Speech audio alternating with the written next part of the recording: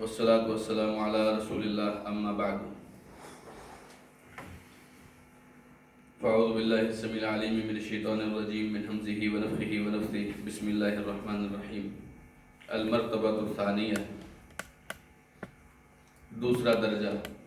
ہم نے کہا تھا کہ دین اسلام کے 3 درجات ہیں، جن میں سے پہلا اسلام جس کے ہم نے 5 ارکان پڑھے.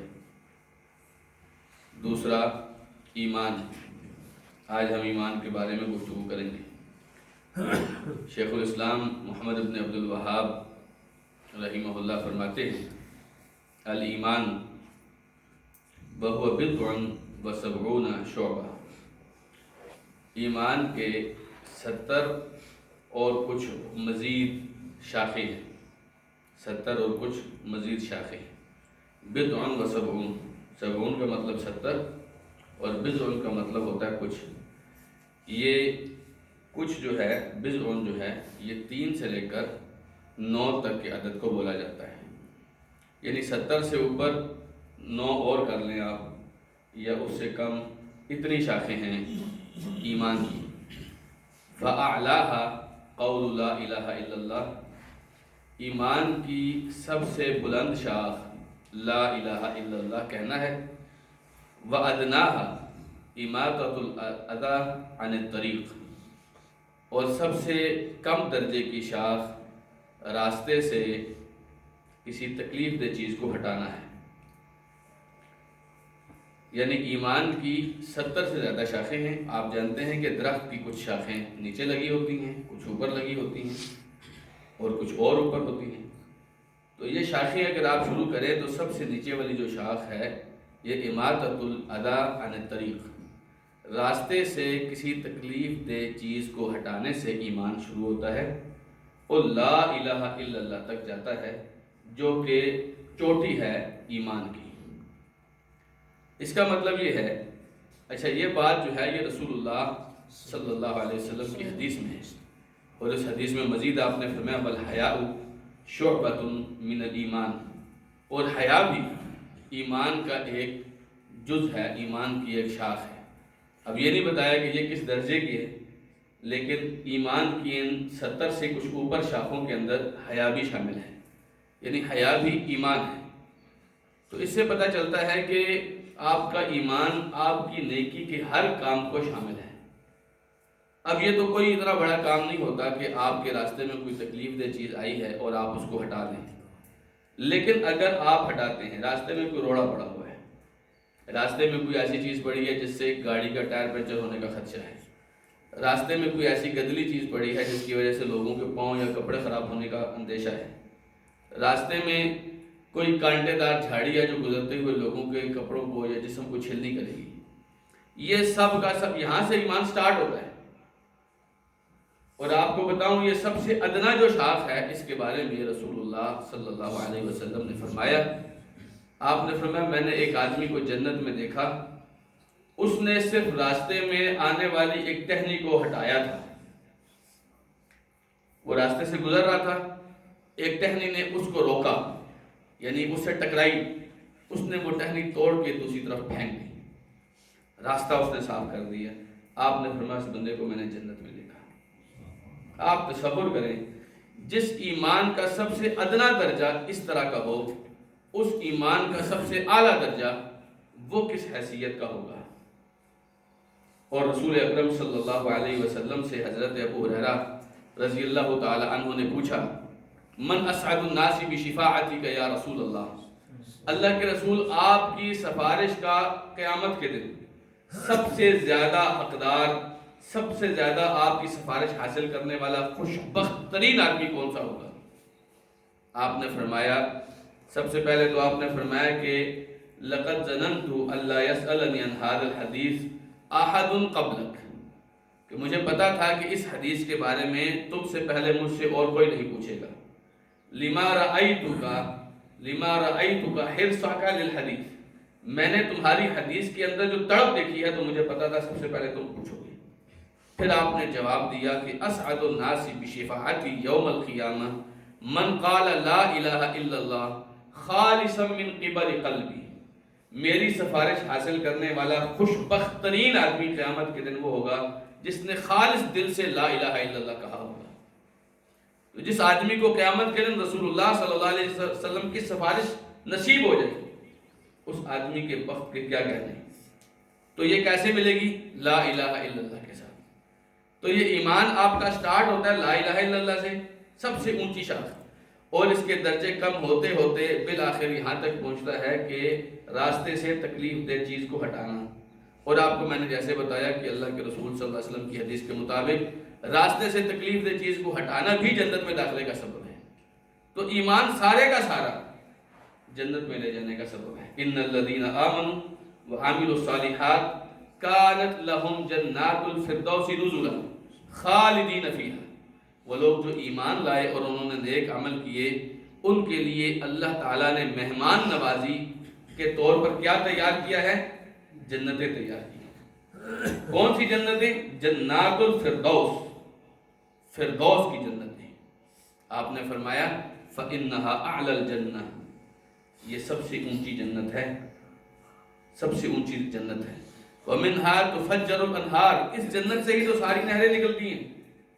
وَفَوْقُهَا عَرْشُ الرَّحْمَانِ، اور اس کے اوپر رحمان کا عرش ہے۔ ایسی جنت ملتی ہے اگر ایمان اور عمل صالح ہو۔ تو اس ایمان اور عمل صالح کا آغاز کہاں سے ہوتا ہے؟ راستے میں آنے والی تکلیف دہ چیز کو ہٹانا، جس کو ہم دیکھ کر گزر جاتے ہیں۔ ایسا مسلمان ایسا نہیں ہوتا کسی کو تکلیف میں یا تکلیف کے کسی سبب کو دیکھے اور وہ اس کو ہٹا بھی سکتا ہو اور پھر نہ ہٹائے۔ مسلمان ہمیشہ دوسروں کے لیے کیا ہوتا ہے؟ خیر خواہ ہوتا ہے، ہمیشہ دوسروں کی خیر کا سوچتا ہے، ہمیشہ دوسروں کے لیے اچھا سوچتا ہے، ہمیشہ دوسروں کے لیے آسانی کرتا ہے۔ مسلمان کسی کو تکلیف میں مبتلا نہیں کرتا، اپنے دروازے کے آگے کوڑا نہیں رکھتا ہے جی، اپنے راستے میں اپنی اینٹیں پھینکوا کے سارا راستہ بلاک نہیں کرتا، تکلیف دہ چیزوں کو ہٹاتا ہے، راستوں کو صاف کرتا ہے، لوگوں کے لیے آسانیاں پیدا کرتا ہے۔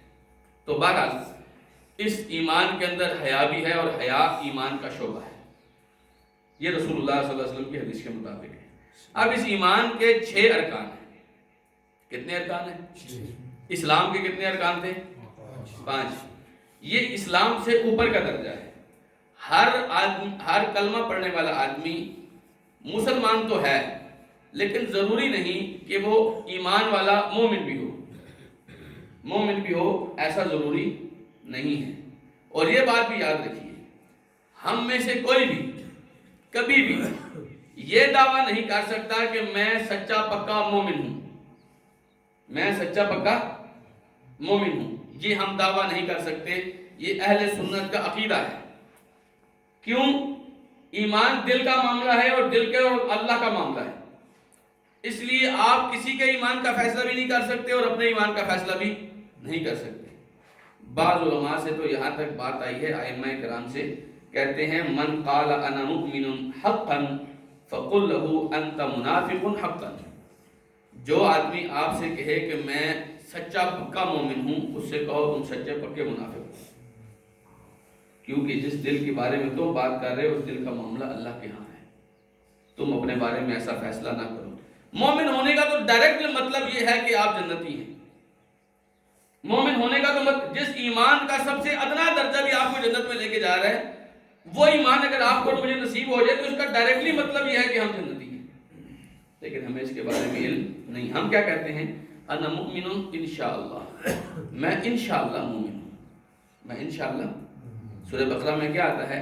وَمِنَ النَّاسِ مَن يَقُولُ آمَنَّا بِاللَّهِ وَبِالْيَوْمِ الْآخِرِ وَمَا هُمْ بِمُؤْمِنِينَ، بہت سارے لوگ ایسا کہتے ہیں کہ میں اللہ پر ایمان لایا اور آخرت پر ایمان لایا، وہ مومن نہیں ہوتے۔ تو کہنے سے تو بات نہیں بنتی نا، اس کی دلیل چاہیے ہوتی ہے، تو دلیل پھر عمل صالح ہوتا ہے، اور پھر آپ کے دل کے حالات ہوتے ہیں، آپ کی نیت، مقاصد، یہ سب چیزیں اس میں شامل ہوتی ہیں۔ تو اس ایمان کے 6 ارکان ہیں۔ کون سے؟ ان تؤمن باللہ وملائکتہ وکتبہ ورسلہ والیوم الآخر وتؤمن بالقدر خیرہ وشرہ۔ آپ اللہ پر ایمان لائیں سب سے پہلے، وملائکتہ اس کے فرشتوں پر ایمان لائیں، وکتبہ اس کی کتابوں پر ایمان لائیں، ورسلہ اس کے رسولوں پر ایمان لائیں، والیوم الآخر اور آخرت کے دن پر ایمان لائیں، وتؤمن بالقدر تقدیر پر ایمان لائیں، خیرہ و شرہ تقدیر میں سے جو اچھا ہے اس پر بھی اور جو برا ہے اس پر بھی۔ ان چیزوں پر ایمان لانا آپ کے لیے لازم ہے۔ ایمان کی یہ 6 ارکان، ان میں سے ایک رکن بھی مس ہوا آپ مومن قطعی طور پر نہیں ہو سکتے، قطعی طور پر آپ مومن نہیں ہو سکتے۔ اب اللہ سبحانہ و تعالیٰ کا نام تو سب لیتے ہیں، لیکن اللہ تعالیٰ پر ایمان اور ماننے میں اور ایمان میں بڑا فرق ہے۔ ماننے میں اور ایمان میں بڑا فرق ہے۔ کوئی کہتا ہے میں اللہ کو مانتا ہوں، اس کا مطلب یہ تو نہیں کہ وہ ایمان والا ہے۔ اللہ کو تو مکے کے مشرک بھی مانتے تھے، اسی لیے تو اللہ کا گھر بناتے تھے۔ وہ تو نبی کریم صلی اللہ علیہ وسلم کو نہیں مانتے تھے کہ آپ کو اللہ نے بھیجا ہے، وہ تو یہ بات نہیں مانتے تھے، اللہ کو تو مانتے تھے۔ تو اللہ کو ماننا ہی سراسر ایمان نہیں ہے، یہاں سے آغاز ہوتا ہے اللہ سبحانہ تعالیٰ پر ایمان کے بعد۔ اور سب سے بنیادی ایمان تو ہے ہی اللہ کا، اللہ پر، اور اللہ پر ایمان لانے کے بعد ہی اس کی فرشتوں پر ایمان لایا جا سکتا ہے نا۔ جب آپ پیدا کرنے والے کوئی نہیں مان رہے یا اس پر ایمان نہیں لا رہے تو جو اس نے پیدا کیا ہے اس پر کیسے ایمان لا رہے ہیں؟ دوسری بات اللہ کے فرشتوں پر ایمان لانا۔ اچھا آپ اندازہ کیجئے کہ اللہ کے فرشتوں کے علاوہ بھی اللہ کی بڑی مخلوق ہے، پھر آپ فرشتوں کا تذکرہ کیوں کرتے ہیں؟ صرف فرشتوں پر کیوں؟ تو اس کی وجہ یہ ہے کہ ایک تو فرشتے اللہ کی مقرب مخلوق ہیں، اللہ کی مقرب مخلوق ہیں۔ لا یعصون اللہ ما امرہم ویفعلون ما یؤمرون، ان کے اندر اللہ کی نافرمانی کا مادہ ہی نہیں ہے، یہ صرف حکم مانتے ہیں، حکم عدولی نہیں کرتے۔ تو فرشتے اللہ تعالیٰ کی بہت بڑی مخلوق ہے، بہت بڑی مخلوق ہے فرشتے۔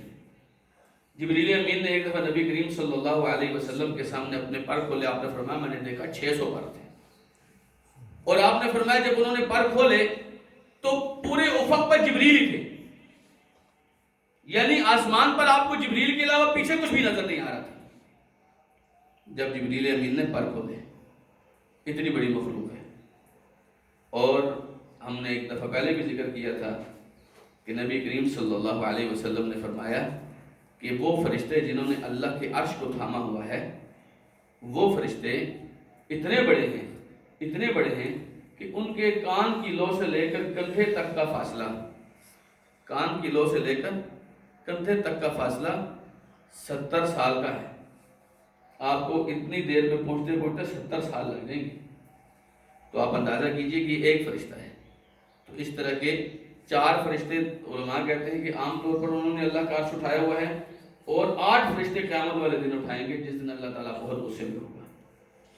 تو اور پھر فرشتوں کی تعداد نبی علیہ السلام نے فرمایا، ایک مرتبہ آپ نے فرمایا اطت السماء وحق لها ان تعط، آسمان چرچرا رہا ہے اور اس آسمان کا حق بنتا ہے کہ یہ چرچرائے۔ چرچرانا کیا ہوتا ہے؟ جب آپ کسی کرسی پہ فرنیچر پہ نئے بیٹھتے ہیں نا تو وہ چرچر کرتا ہے، اس کے اندر سے تھوڑی سی آواز آتی ہے۔ فرمایا آسمان کا حق بنتا ہے کہ چرچرائے جب اس کے اوپر بوجھ ہے۔ کیوں؟ آپ نے فرمایا آسمان پر 4 انگلیوں کے برابر بھی جگہ ایسی نہیں ہے جہاں کوئی فرشتہ کھڑا قیام نہ کر رہا ہو، یا رکوع میں نہ ہو یا سجدے میں نہ ہو۔ اتنا بوجھ ہے اس آسمان کے اوپر، اس لیے یہ چرچرا رہا ہے۔ تو فرشتوں پر ایمان لانا اس لیے بھی ضروری ہے کہ یہ بہت مقرب ہے، اور اس لیے بھی کہ بہت سارے لوگ وہ نیچری ملحد قسم کے لوگ وہ فرشتوں کو نہیں مانتے، کہتے ہیں یہ تو کچھ بھی نہیں ہے۔ فرشتوں کا مطلب ہے آپ کی ضمیر کی اچھی آواز، آپ کے دل کے اندر جو اچھی اچھی سوچیں پیدا ہوتی ہیں، اس سے مراد فرشتہ ہے۔ وہ اللہ تعالیٰ کی اس مخلوق کو نہیں مانتے، تو ایسا نہیں۔ اور پھر مکے کے مشرک جو تھے، مکے کے مشرک وہ کیا کرتے تھے؟ وہ کہتے تھے یہ فرشتے اصل میں فرشتے نہیں ہیں، یہ فرشتیاں ہیں۔ بات سمجھتے ہیں؟ وہ کہتے تھے یہ مؤنث ہیں۔ وَجَعَلُوا الْمَلَائِكَةَ الَّذِينَ هُمْ عِبَادُ الرَّحْمَنِ إِنَاثًا، انہوں نے فرشتوں کو جو اللہ کے بندے ہیں انہوں نے مؤنث بنایا ہوا ہے۔ اللہ فرماتا ہے شہیدوا خلقہم، یہ جب فرشتوں کو ہم نے پیدا کیا تھا تو یہ ادھر تھے کہ ان کو پتا تھا کہ مذکر ہے کہ مؤنث ہے؟ سبحان اللہ۔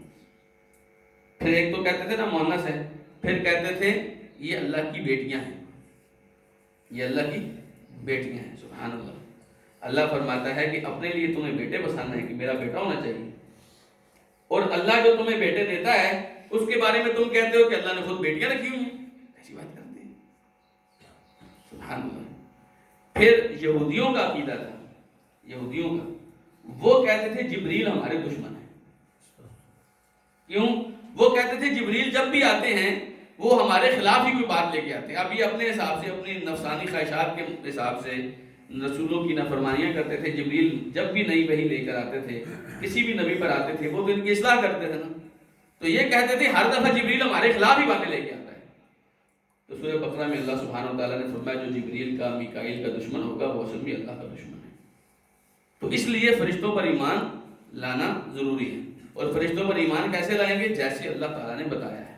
وہ مؤنث نہیں ہیں، اللہ کی بیٹیاں نہیں ہیں، اللہ کی مخلوق ہے، اور اللہ کے بندے ہیں، اور اللہ کی عبادت میں مشغول رہتے ہیں، اور اللہ کی نافرمانی نہیں کرتے ہیں۔ اور یہ کتنے ہیں؟ یہ تو اللہ سبحانہ تعالیٰ فرماتا ہے یہ تم میرے علم میں ہے، تمہارے پاس اس کا کوئی حساب نہیں ہے۔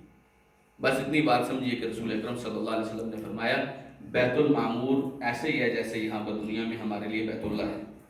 تو بیت المعمور کے گرد ایک وقت میں 70,000 فرشتے طواف کرتے ہیں، اور میں جو ایک مرتبہ وہاں پر طواف کرتا ہے اس کی دوبارہ قیامت تک باری نہیں آتی۔ اتنے زیادہ فرشتے ہیں اللہ سبحانہ تعالیٰ کی مخلوق۔ تو فرشتوں پر ایمان لانا، وکتبہ، اللہ کی کتابوں پر ایمان لانا۔ کتابوں سے کون کون سی کتابیں مراد ہیں؟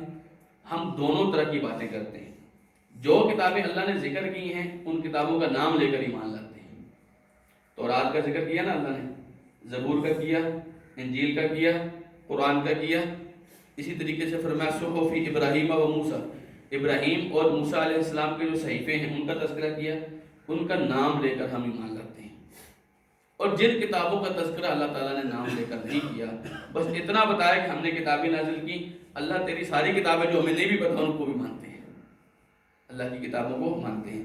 یہودی کہتے تھے کہ ہم وہ کتابیں مانیں گے جو ہم پہ نازل ہوئیں، جو ہم پہ نازل نہیں ہوئی ان کو نہیں مانیں گے۔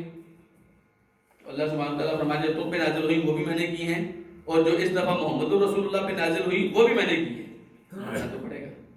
اور ان میں سے ایک کتاب کا انکار کا مطلب ہے سب کتابوں کا انکار۔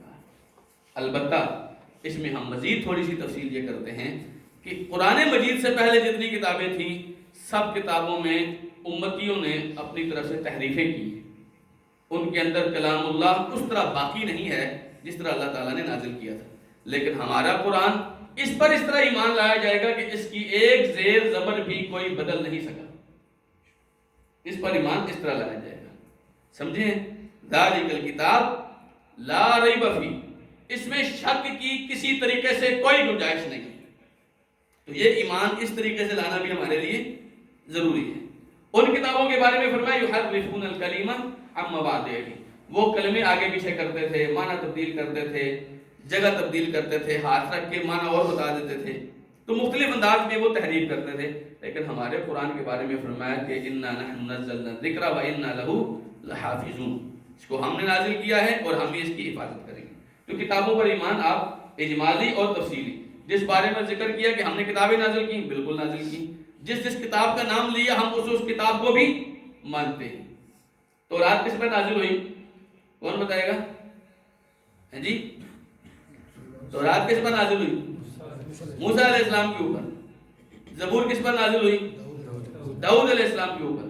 انجیل کس پر نازل ہوئی؟ عیسیٰ علیہ السلام کے اوپر۔ اور قرآن مجید کس پر نازل ہوا؟ محمد الرسول اللہ صلی اللہ علیہ وسلم پر۔ ان نبیوں کا نام لے کر ہم ایمان لائیں گے، ٹھیک ہے؟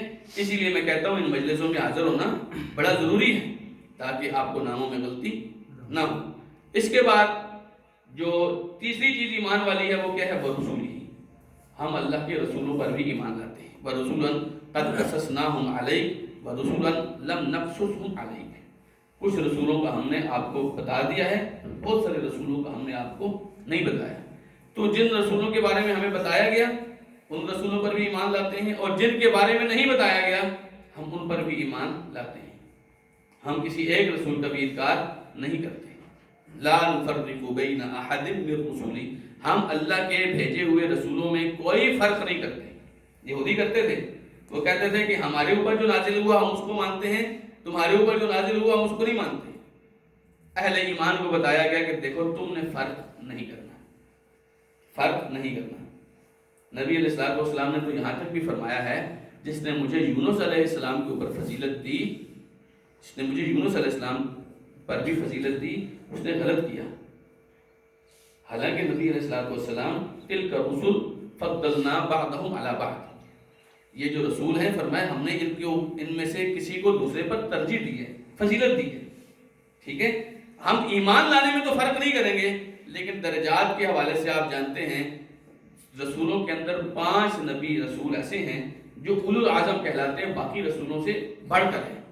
نوح علیہ السلام، ابراہیم علیہ السلام، موسیٰ علیہ السلام، عیسیٰ علیہ السلام، اور میرے اور آپ کے پیارے آقا جناب محمد رسول اللہ صلی اللہ علیہ وسلم. یہ باقی رسولوں سے بڑھ کر ہیں، یہ اولو العزم پیغمبر کہلاتے ہیں. پھر ان رسولوں میں سب سے زیادہ خاص 2 ہیں، ایک ابراہیم علیہ السلام اور ایک محمد رسول اللہ صلی اللہ علیہ وسلم. اور محمد رسول اللہ صلی اللہ علیہ وسلم کے قیامت کے دن جھنڈے کے نیچے سارے کے سارے ہوں گے. جتنے رسول ہیں قیامت کے دن وہ رسول اکرم صلی اللہ علیہ وسلم کے جھنڈے کے نیچے ہوں گے. تو ہمیں جن رسولوں کا نام لے کر بتایا گیا ہم ان رسولوں کو نام لے کر مانتے ہیں، جن رسولوں کے بارے میں نام لے کر نہیں بتایا گیا ہم اللہ سبحانہ تعالیٰ کے بھیجے ہوئے ہر رسول کو مانتے ہیں. کسی کے اندر ماننے کے اندر فرق نہیں کرتے. درجوں کے اندر اللہ تعالیٰ نے خود فرق کیا. آپ نے فرمایا انا سید ولد آدم یوم القیامہ ولا فخر، قیامت کے دن میں آدم کی ساری اولاد کا سردار ہوں گا، اور فرمایا مجھے فخر کوئی نہیں ہے. تو بہرحال یہ رسولوں پر ایمان. اور اسی طرح ایک ایمان آپ کا کیا ہے کہ آپ نے فرشتوں، آپ نے آخرت کے دن پر ایمان لانا ہے. آخرت کے دن پر ایمان لانا ہے، اللہ پر، اس کے فرشتوں پر، اس کی کتابوں پر، اس کے رسولوں پر. 5واں ایمان کون سا ہے درجہ؟ آخرت پر ایمان لانا ہے. اگر آپ رسولوں کو مانتے ہیں لیکن آخرت پر نہیں مانتے، اور میں اگر یہ بات کہوں کہ ہمارے مسلمان انجانے میں آخرت کا کئی دفعہ مذاق اڑا جاتے ہیں تو یہ کفر کے زمرے میں بھی آتا ہے. اگر آپ آخرت کا مذاق اڑائیں گے تو آخرت تو ایمان کا حصہ ہے. تو آخرت پر ایمان بھی ہمارے ایمان کا درجہ ہے کہ ایک دن آئے گا ہماری زندگی کے بعد اللہ ہمارے اسی جسم میں یہی والی روح ڈالے گا، اسی جسم میں یہی والی روح ڈالے گا اور ہمیں دوبارہ زندہ کرے گا. اور اس کے بارے میں تو رسول اللہ صلی اللہ علیہ وسلم نے پھر تفصیلات بتائیں. آپ کی جسم پہ بال نہیں ہوں گے، آپ کے کپڑے نہیں ہوں گے جسم کے اوپر، اللہ سبحانہ تعالیٰ کھڑا کرے گا. اور اس زندگی کے بارے میں ہم نے وہاں پر جواب دینا ہے. اور اس کے بعد اللہ تعالیٰ ہمیں جو زندگی دے گا اس کے اندر یا تو جنت کے اندر ہمیشہ کی جنتیں ہیں، اللہ تعالیٰ ہمیں ان لوگوں میں شامل کرے، یا دوسری طرف اگر نافرمان نکلے تو جہنم کے اندر ہمیشہ کے عذاب ہیں. اللہ تعالیٰ ہمیں ان لوگوں میں شامل نہ کرے. تو آخرت پر ایمان ضروری ہے. میں نے بتایا نا اللہ تعالیٰ فرماتا ہے کچھ لوگ ایمان اللہ پر لاتے ہیں اور آخرت پر لاتے ہیں، حالانکہ مومن نہیں ہوتے. یعنی کئی دفعہ آپ کہتے ہوئے تو ایمان والے ہوتے ہیں لیکن عملی طور پر ایمان والے نہیں ہوتے. اللہ تعالیٰ فرمایا والذین آمنوا بها مشفقون منها، جو آخرت پر ایمان لاتے ہیں وہ آخرت سے ڈرتے ہیں، وہ آخرت سے ڈرتے ہیں. تو آخرت پر ایمان لانے کی نشانی یہ ہے کہ میں اور آپ ہمیشہ آخرت سے، آخرت کی سزاؤں سے، عذابوں سے، تکلیفوں سے ڈرتے رہیں. اور جو ڈرنے والے ہوتے ہیں وہ ضرور منزل تک پہنچتے ہیں. رسول اللہ صلی اللہ علیہ وسلم کی حدیث ہے من خاف ادلجا، جو ڈرتا ہے نا وہ رات کو گھر سے نکل جاتا ہے، ومن ادلجا بلغ المنزل، اور جو رات کو نکل جاتا ہے وہ منزل تک پہنچ جاتا ہے. ولیمن خاف مقام ربہ جنتان، اگر آپ آخرت میں رب کریم کے سامنے کھڑے ہونے سے ڈرتے ہیں نا فرمایا 2 جنتیں ہیں، 2 جنتیں ہیں. تو یہ ڈر آپ کو جنتوں تک پہنچا دیتا ہے. ڈر کئی دفعہ آپ کو سونے بھی نہیں دیتا. تو یہ 2 جنتیں ہیں اگر آپ آخرت سے ڈرتے ہیں. پھر جو آخری ایمان کا حصہ وہ کیا ہے؟ بالقدر، تقدیر پر ایمان لانا. تقدیر کیا ہے؟ آپ کی جو زندگی آپ گزار رہے ہیں یہ آپ اپنے حساب سے گزارتے ہیں نا. ہر بندہ، آپ میں سے کوئی آدمی اگر فجر میں نہ آنا چاہے تو وہ فجر میں نہیں آتا نا. کوئی آنا چاہے تو وہ پہنچ جاتا ہے. کوئی نیند کو ترجیح دے دے، کوئی نیند سے اٹھ جائے، اپنی اپنے حساب سے کرتے ہیں نا سارے. بس تقدیر یہ ہے کہ آپ جو کچھ کرتے ہیں یہ سب کا سب اللہ کو پتا ہے کہ اس نے ایسے ایسے کرنا ہے، اور اللہ تعالیٰ نے وہ اپنے پاس لکھ دیا ہے. بات سمجھیں؟ تقدیر یہ ہے کہ آپ کے بارے میں اللہ سبحانہ و تعالیٰ، تقدیر کا اصل مطلب ہوتا ہے اندازہ لگانا. اندازہ لگانا. آپ اپنے بچے کے بارے میں اندازہ لگاتے ہیں ایک دفعہ مجھے لگتا ہے تو فیل ہو جائے گا، لگاتے ہیں نا. لیکن بچہ تھوڑا سا محنت کر کے پاس ہو جاتا ہے. ابا جی دیکھا نا آپ نے اندازہ غلط لگایا تھا. تو ابا جی کا اندازہ تو غلط ہو سکتا ہے نا، ٹیچر کا اندازہ غلط ہو سکتا ہے نا، آپ کا اور میرا اندازہ غلط ہو سکتا ہے نا، لیکن اندازہ جب اللہ لگاتا ہے فقدرنا فنعم القادرون، جب اللہ اندازہ لگاتا ہے تو پھر اللہ اندازہ غلط نہیں لگاتا، اللہ کا اندازہ غلط نہیں ہوتا، اللہ علیم ہے، اس کو پتہ ہے میرے بندے نے کیا کرنا۔ تو آپ جیسے جیسے زندگی گزار رہے ہیں جس میں آپ کو چبھنے والا کانٹا بھی شامل ہے اور آپ کو پہنچنے والا گزند بھی شامل ہے اور آپ کو ملنے والا شہادت کا درجہ بھی شامل ہے اور آپ کی نیک بختی اور بد بختی کے سارے معاملات اس میں شامل ہیں، یہ سب کا سب آپ کے پیدا ہونے سے بھی پہلے اللہ تعالیٰ نے لکھ رکھا ہے۔ بات سمجھ، یہ تقدیر ہے۔ اب آپ کی زندگی میں آپ کے ساتھ کچھ اچھا ہوتا ہے نا، کئی دفعہ آپ کو سوچ سے بھی زیادہ مل جاتا ہے، یہ تقدیر کی خیر ہے، یہ تقدیر کی خیر ہے، اس پر بھی آپ نے ایمان لانا ہے، یہ جو مجھے ملا ہے یہ اللہ تعالیٰ نے میرے لیے رکھا تھا، ہے کہ نہیں؟ اور کبھی کبھی آپ کے ساتھ زندگی میں برا بھی ہو جاتا ہے، آپ سوچ کچھ رہے ہوتے ہیں، نقصان ہو جاتا ہے، ایک بندے نے اپنے بچے کے لیے بڑا پلان کیا ہوتا ہے، بچہ راستے میں جوانی میں فوت ہو جاتا ہے جی، یہ برا ہو گیا نا آپ کے ساتھ، آپ نے تو کچھ اور سوچا تھا، یہ تقدیر کی شرح ہے۔ اس کے اندر آپ نے کیا کرنا ہے، جب برائی آئے گی تو آپ نے کہنا ہے قدر اللہ وما شاء فعل، یہ اللہ نے تقدیر میں لکھا تھا، اللہ جیسے چاہتا ہے نا جی کرتے ہیں، بات سمجھیے نا۔ تو خیر پر بھی ایمان لانا ہے، شر پر بھی۔ خیر پر ایمان لانے سے فائدہ یہ ہوگا آپ تکبر میں مبتلا نہیں ہوں گے، آپ کو پتا ہوگا یہ جو مجھے خوشی ملی ہے، جو خیر ملی ہے، جو مال ملا ہے، جو دنیا میں جاہ و جلال ملا ہے، یہ اللہ کی عطا ہے۔ اور شر پر ایمان لانے کا مطلب یہ ہے کہ آپ جب مصیبت میں پھنسیں گے، تکلیف پہنچے گی، گزان پہنچے گا، چوٹ لگے گی، آپ کا بچہ فوت ہو گیا، آپ کو بیماری آ گئی، آپ کو فائنینشلی کوئی کرائسس آ گئی، کچھ بھی ہو گیا، آپ کو صاف پتہ ہے کہ یہ میرے اللہ کا فیصلہ ہے، تو آپ نے اس پر ایمان لانا ہے۔ حضرت عبداللہ ابن عمر رضی اللہ عنہ کو ایک بندے کے بارے میں پتہ چلا، وہ تقدیر کے بارے میں کچھ سوالات کرتا تھا، شکوک و شبہات کا شکار تھا، تو حضرت عبداللہ ابن عمر نے اس کے سلام کا جواب بھی نہیں دیا، اور حضرت عبداللہ ابن زبیر رضی اللہ تعالیٰ عنہ نے ایک بندے سے کہا تھا کہ یاد رکھنا اگر تمہارے پاس بہت پہاڑ جتنا سونا بھی ہو، تم اللہ کے راستے میں خرچ کرو، تمہیں کوئی فائدہ نہیں ہوگا جب تک تقدیر کو نہیں مانو گے۔ لوگ سوچ رہے ہوتے ہیں کہ اتنی کائنات کا، اس سارے کا سارا اتنی ڈیٹیل کے اندر، اس کی صبح شام دن رات تنہائی خلوت جلوت سب کچھ لکھا ہوا کیسے ہے؟ تو میں ان ذالک علی اللہ یسیر، اللہ کے لیے بہت آسان ہے، اللہ کے لیے بہت آسان ہے، ہمیں مشکل لگتا ہے لیکن اللہ کے لیے، جس اللہ نے ہم جیسے لوگوں کو پیدا کیا ہے، ہمارے اس انسان کے اندر کی سارے معاملات اللہ نے سدھارے ہیں جی، کیا وہ اللہ ہمارے کھاتے نہیں رکھتا؟ ایک مقام پہ تو یہاں تک فرمایا احصاء اللہ ونسوہ، اللہ سب کچھ حساب میں رکھتا ہے، یہ بھول جاتے ہیں، آپ اپنے بارے میں بھی اپنا کل بھول جاتے ہیں کہ کل کیا کھایا تھا، کل کیا کیا تھا، اللہ کے ہاں سب حساب ہے، اور قیامت کے دن اللہ تعالیٰ دے گا اقرأ کتابک کفیٰ بنفسک اليوم علیک حسیبا، ہم نے کیا حساب کرنا ہے، اپنی کتاب خود پڑھ لیں، اپنا حساب خود لگا لیں، تو سب کا سب اللہ تعالیٰ نے لکھ رکھا ہے۔ اور اللہ تعالیٰ نے، ایک تو ہے نا آپ جو عمل کر رہے ہیں وہ لکھا جا رہا ہے، ایک ہے اللہ نے آپ کے عمل کرنے سے پہلے بھی لکھا ہوا ہے کہ اس نے ایسے ایسے کرنا ہے، وہ تقدیر ہے اور یہ آپ کا نامہ اعمال ہے۔ تو آپ کی تقدیر میں جو اچھا ہے اس کو بھی آپ مانیں گے کہ اللہ کی طرف سے ہے، جو برا ہے اس کو بھی مانیں گے کہ اللہ کے فیصلے ہیں۔ تو اچھائی کے وقت آپ تکبر میں مبتلا نہیں ہوں گے اور برائی کے وقت آپ مایوسی میں مبتلا نہیں ہوں گے، آپ اپنے رب کی طرف معاملہ پھیر دیں گے۔ الذین اذا اصابتهم مصیبۃ قالوا انا للہ وانا الیہ راجعون، جب مصیبت پہنچتی ہے نا مسلمانوں کو تو صاف صاف کہہ دیتے ہیں ہم تو اللہ کی طرف سے آئے ہیں اور ہم نے بھی اللہ کی طرف لوٹ کے جانا ہے، یہ فیصلے تو سارے اللہ کے ہیں، تو آپ کا ایمان اور بڑھتا ہے انشاءاللہ۔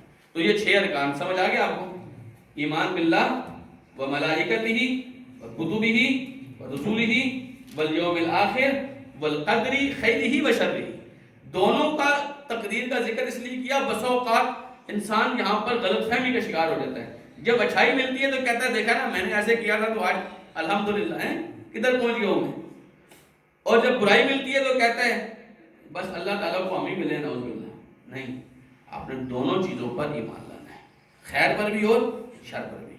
فرمایا والدلیل والا هذه الارکان الستہ، ان 6 ارکان کی دلیل کیا ہے؟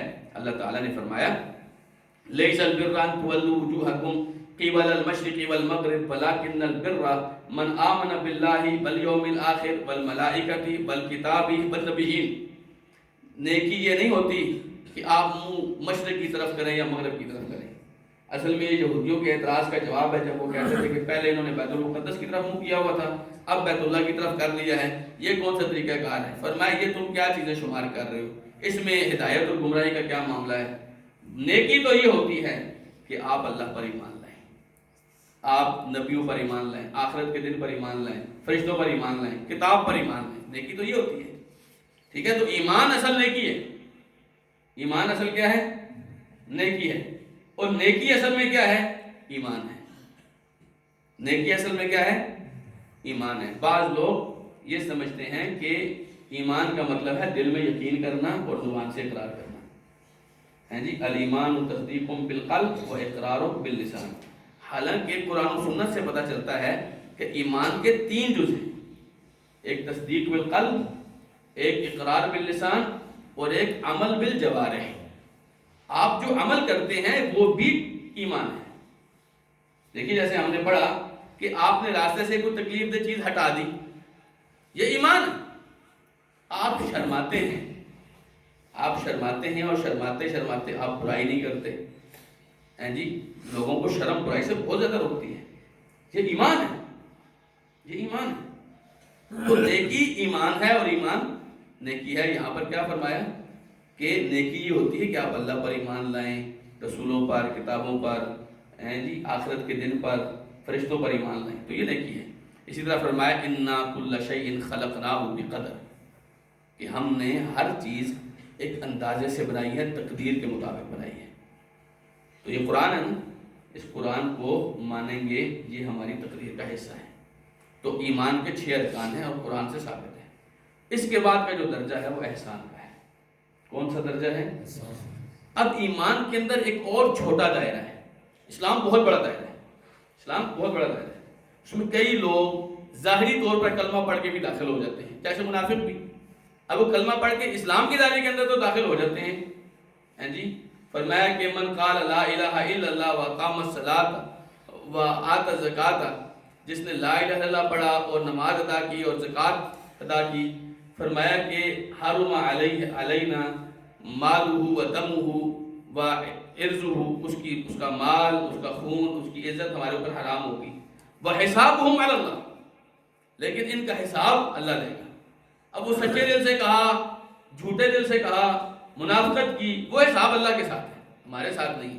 ہمارے سامنے ہے کہ ایک آدمی اگر نماز پڑھتا ہے، قبلے کی طرف منہ کرتا ہے، ہمارا ذبیحہ کھاتا ہے، نماز ادا کرتا ہے، زکوٰۃ دیتا ہے، پھر ہم اس کو کچھ بھی نہیں کہیں گے. پھر وہ جانے اور اس کا رب جانے. ٹھیک ہے، تو یہ تو اسلام ہے. اسلام کے اندر ایک چھوٹا ادارہ ہے. میں نے جیسے بتایا کہ ہر مسلمان مومن نہیں ہوتا، ہر مومن جو ہوتا ہے وہ مسلمان ہوتا ہے، کیونکہ جو اندر چھوٹے دائرے میں ہے وہ لازمی طور پہ بڑے دائرے کے تو اندر ہی ہے نا. تو ایمان جو ہے اس کے بعد ایک دائرہ آتا ہے، اور اس ایمان کے بعد ایک اور اندر دائرہ آتا ہے، وہ ہے احسان کا. یہ ایمان والوں سے بھی کچھ اوپر کے درجے کے لوگ ہوتے ہیں. اور وہ کیا ہے؟ نبی کریم صلی اللہ علیہ وسلم نے اس کی تشریح کی. فرمایا کہ ان تعبد اللہ کأنک تراہ، آپ اللہ کی عبادت ایسے کریں جیسے آپ اللہ کو دیکھ رہے ہیں، جیسے آپ اللہ کو دیکھ رہے ہیں. آپ کسی کو، کسی ذات کو، کسی محبوب کو جب دیکھتے ہیں تو آپ کے دل میں اس کی تابعداری، اس کی فرمائش پر عمل کرنا، یہ آپ کو بہت اچھا لگتا ہے. اس وقت جو کیفیت پیدا ہوتی ہے نا، یہ محبت کے ساتھ کیا ہوا عمل ہوتا ہے. ٹھیک ہے، تو آپ اللہ کی عبادت ایسے کریں جیسے آپ اللہ کو دیکھ رہے ہیں. لیکن اگر اس لیول پر آپ نہیں کر پا رہے تو اس سے کم کا درجہ یہ ہے کہ فَإِن لَمْ تَكُنْ تَرَاهُ فَإِنَّهُ يَرَاكَ، اگر آپ اسے نہیں بھی دیکھ رہے تو وہ آپ کو دیکھ رہا ہے. یہ خوف کا درجہ ہے. ٹھیک ہے، اوپر والا درجہ، پہلا درجہ کیا ہے اس کا؟ کہ آپ اللہ کو دیکھ رہے ہیں، پھر آپ ایک محبت کے ساتھ، ایک خوشی کے ساتھ عمل کرتے ہیں. اور اگر یہ بات نہیں آ رہی تو پھر آپ کے دل میں یہ خوف ہونا چاہیے کہ میرا اللہ مجھے دیکھ رہا ہے. پھر بھی جو آپ کام کریں گے وہ بھی بہت بہترین کریں گے، کیونکہ آپ کو پتہ ہے اللہ آپ کو دیکھ رہا ہے. بات سمجھے نا؟ اور اس کا زیادہ تعلق تو عام طور پہ نماز کے ساتھ ہی ہے، لیکن اس کے علاوہ آپ کی ہر نیکی کے ساتھ اس کا تعلق ہے، ہر نیکی کے ساتھ. کیوں؟ جب آپ کوئی نیکی کریں گے، حتیٰ کہ آپ اپنے بھائی کے ساتھ خوشنما چہرے کے ساتھ بھی ملیں گے، تو یہ آپ اللہ کے لیے کریں گے نا۔ آپ کسی کو جا کر یہ نہیں کہہ سکتے کہ میں تیرے ساتھ ایسے ایسے اتنا خوش رہتا ہوں، تو میرے ساتھ ایسے کرتا ہے۔ بھائی تو اس کے لیے تھوڑی رہتا ہے، تو اللہ کے لیے کرتا ہے نا، کیونکہ اللہ تجھے دیکھ رہا ہے۔ تو اس کی غیبتیں پیچھے نہیں کرتا کیونکہ اللہ تجھے دیکھ رہا ہے۔ تو آپ نے عبادت کس کے لیے کرنی ہے؟ اللہ تعالیٰ کے لیے۔ کرنے کا انداز یہ ہے کہ پہلے تو آپ دل میں یہ رکھیں کہ اللہ آپ کو دیکھ رہا ہے۔ اگر آپ کو یعنی اس طرح کی کیفیت پیدا نہ ہو کہ آپ اللہ کو دیکھ رہے ہیں، تو دوسرے درجے کا یہ ہے کہ اللہ آپ کو دیکھ رہا ہے۔ اللہ تو ہر دفعہ دیکھ رہا ہے نا۔ علم یعلم بان اللہ یرا، کیا اس کو پتہ نہیں اللہ اس کو دیکھ رہا ہے؟ جی، تو اللہ تو ہر جگہ پہ دیکھ رہا ہے آپ کو۔ تو آپ کے دل میں اس طرح کی جو کیفیت ہوگی، پھر جو آپ کا عمل ہوگا، آپ تصور کریں آپ نماز کی کیا کیفیت ہو جائے گی آپ کی۔ پھر یہ سپیڈوں والی، یہ طوطے کے رٹے والی نمازیں نہیں ہوں گی، پھر سبحان سن ایسے نہیں ہوگا۔ پھر آپ ایک محبت کے ساتھ، ایک ڈر کے ساتھ کہیں گے سبحان ربی العظیم، میرا رب بہت پاک ہے۔ پھر آپ کے دل میں ایک محبت ہے، پھر آپ کے رکوع سجدے بڑے لمبے لمبے ہو سکتے ہیں۔ لیکن اگر یہ کیفیت نہیں ہے، پھر آپ دیکھ لیں ہماری نمازیں کیسی ہوتی ہیں۔ تو یہ احسان ہے۔ اللہ سبحانہ و تعالیٰ نے فرمایا ان اللہ مع الذین اتقوا والذین هم محسنون۔ اللہ ان کے ساتھ ہوتا ہے جو تقوی والے ہوتے ہیں، اور ان کے ساتھ ہوتا ہے جو محسن ہوتے ہیں، احسان کرنے والے ہوتے ہیں۔ فرمایا اللہ سبحانہ و تعالیٰ نے وتوکل علی العزیز الرحیم الذی یراک حین تقوم۔ آپ عزیز اور رحیم رب کے اوپر بھروسہ کریں جو آپ کو اس وقت بھی دیکھ رہا ہوتا ہے جب آپ رات کو کھڑے ہوتے ہیں۔ اللہ آپ کو دیکھ رہا ہے۔ یہ کیفیت ہم نے کہا تھا نا، احسان یہ ہے کہ آپ ایسی حالت میں عبادت کریں کہ اللہ آپ کو دیکھ رہا ہے۔ الذی یراک حین تقوم وتقلبک فی الساجدین، اور جب آپ اہل اسلام میں سجدہ کرنے والوں کے اندر آپ گھومتے پھرتے رہتے ہیں، ان کے معاملات دیکھتے رہتے ہیں، فرمایا اللہ آپ کو اس وقت بھی دیکھ رہا ہے۔ انہ هو السمیع العلیم، وہ بہت خوب سننے والا اور بہت علم رکھنے والا ہے۔ تقلب کا ایک مطلب تو یہ کہ آپ گھومتے پھرتے رہتے ہیں، ایک مطلب یہ ہے کہ آپ کا جو دل ان کے بارے میں پریشان رہتا ہے، اللہ جانتا ہے، اللہ سبحانہ تعالیٰ جانتا ہے۔ اس کا مطلب ہے صرف اللہ آپ کے بدن کو نہیں دیکھ رہا، اللہ کی نظر آپ کے دل کے اوپر بھی ہوتی ہے۔ اللہ کی نظر آپ کے دل کے اوپر بھی ہوتی ہے۔ ایک اور مقام پر فرمایا وما تکون فی شأن وما تتلو منہ من قرآن ولا تعملون من عمل الا كنا علیکم شہودا اذ تفیضون فیہ۔ تم کسی بھی معاملے میں ہو، کسی بھی کام میں لگے ہو، تم کوئی قرآن کی تلاوت کر رہے ہو، کوئی عمل صالح کر رہے ہو، ہم تمہارے اوپر گواہ ہوتے ہیں، ہم دیکھ رہے ہوتے ہیں تم کیا کرتے ہو۔ جب تم کسی معاملے میں بھی پڑے ہوتے ہو نا، ہمارے سامنے ہوتے ہو، تو کبھی آپ اللہ کی نظروں سے اوجھل ہو سکتے ہیں۔ جی، یہ احسان ہے۔ یہ کیا ہے؟ احسان ہے۔ اللہ سبحانہ و تعالیٰ ہمیں احسان کا درجہ عنایت فرمائے، ایمان کا درجہ عنایت فرمائے، اور ایمان والوں کا جو اجر بنتا ہے اللہ کی جنتیں، اللہ تعالیٰ ہم فقیروں کو، گنہگاروں کو وہ جنتیں بھی نصیب فرمائے۔